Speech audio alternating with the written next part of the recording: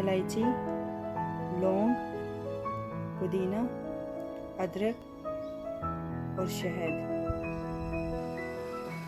पानी गर्म हो जाए तो इसमें अदरक डाल दें।